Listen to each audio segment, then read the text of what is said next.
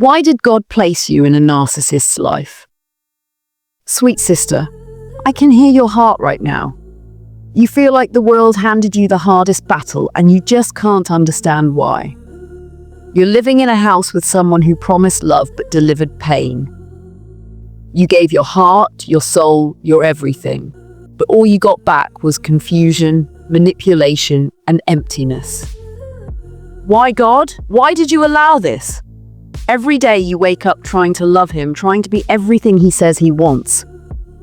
But it's never enough. The love is never returned the way you imagined. The cruel words, the mind games, they just keep coming. And deep down, you feel like you're losing yourself. And let's be real, when you see other Christian couples who seem happy, who pray together, who like each other, it stings.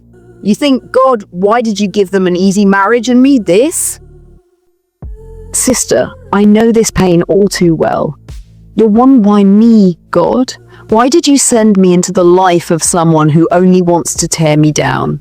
You're tired, drained, questioning your worth. It feels like everything you do only makes things worse. Every act of love you show is twisted into something wrong. And no matter how hard you try, it feels like you're walking on eggshells, afraid that one wrong move will send everything crashing down once more. And here's something else you might be battling with: doubt. Maybe before you married him, you had other suitors. Maybe even other men who were kind and loving. And yet you chose him. Now you wonder, did I make the wrong choice? Did I disobey God by marrying him? Was I supposed to see the red flags and walk away? Did I miss the signs that God was sending me to pick someone else? Is this my punishment for not hearing God clearly? You might conclude that you made a mistake by choosing him, and now you're paying the price. I get it. It feels like a cruel joke, doesn't it? You begin to question if your decision was a mistake, if you missed God's guidance. But, faithful queen, here's the truth. You weren't placed in their life by mistake. No, God sent you there, and he has a bigger plan for you, even when everything feels upside down. I want to assure you, this pain is not punishment. You were not cursed. You were chosen for something far greater than you could have ever imagined. Let me repeat this powerful truth. You are not cursed. You are chosen. God sees you, he hears your cries, and he's using this moment to build something incredible inside of you.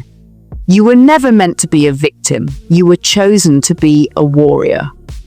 God does not send warriors to a place where there's no war. And even when it doesn't make sense, God is still in control. In his word, he reassures us with these promises. The Lord is close to the brokenhearted and saves those who are crushed in spirit. Psalm 34:18.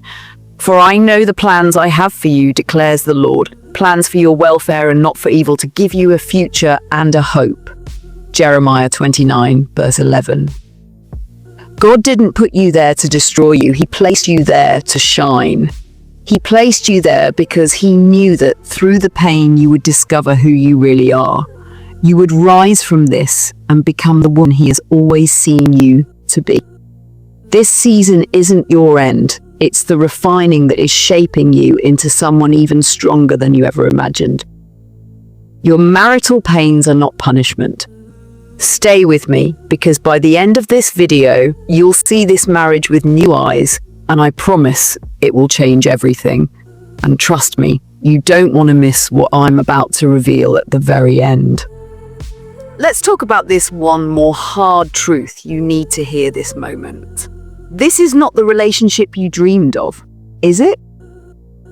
When you accepted his proposal, you thought you were getting a partner who would love you unconditionally. You thought you were getting someone who would cherish you. You thought you were getting a spiritual leader who would build you up. You thought you were getting a life full of joy and peace. Instead, you got walking on eggshells every single day. You got your kindness being used against you. You got the twisting of the word of God to control you, a constant reminder that wives should be submissive to their husbands, without any mention of how husbands should love their wives as Christ loved the church. You got a heart constantly questioned and shattered. But here's the thing that changes everything. God saw this coming. God wasn't asleep or looking away when you said, "I do." He doesn't make mistakes. He knew exactly what you were walking into, and yet he allowed you to marry him. In fact, he chose you for this. God knew exactly who you were marrying. He saw every red flag, and he still allowed this marriage. Why? Why? Because while your husband is busy tearing you down, God is secretly building you up.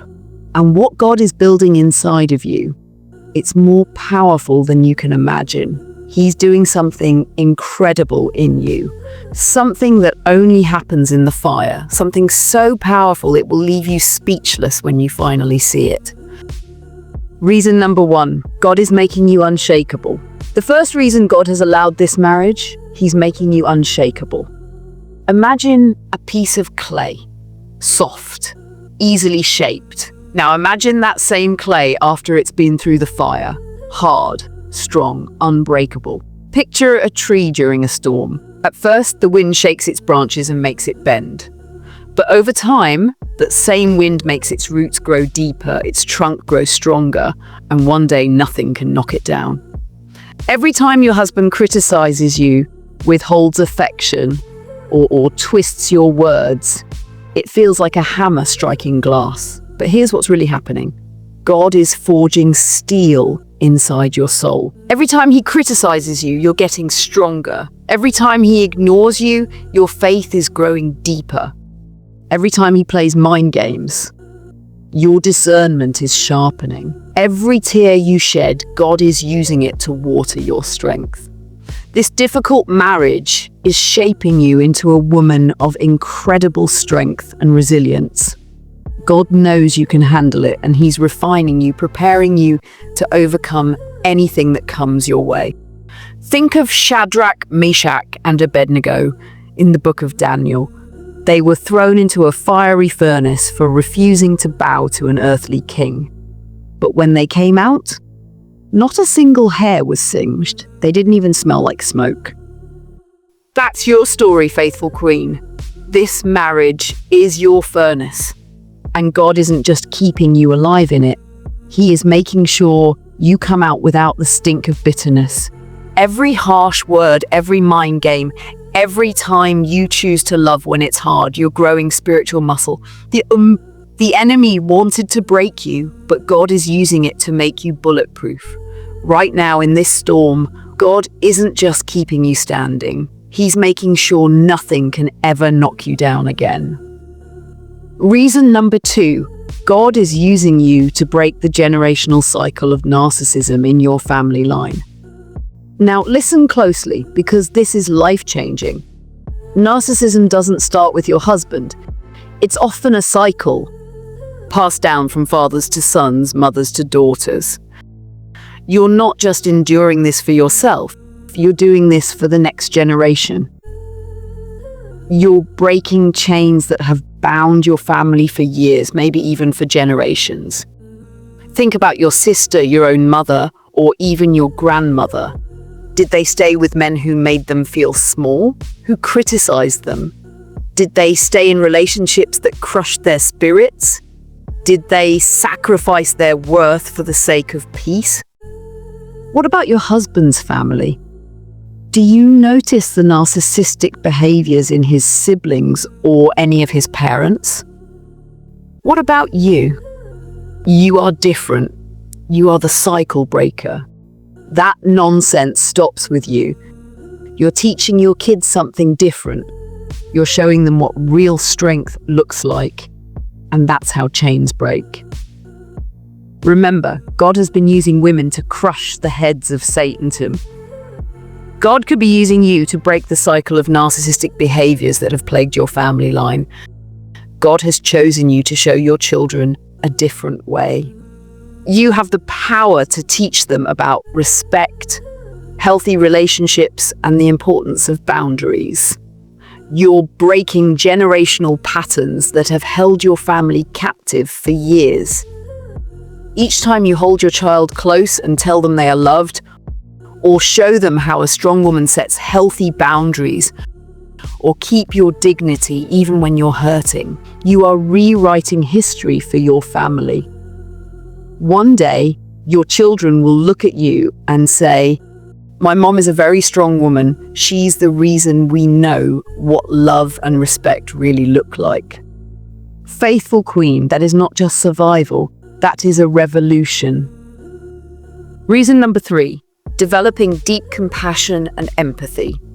Let me share something beautiful with you, something that will make your heart soften, just as it did mine when I understood this.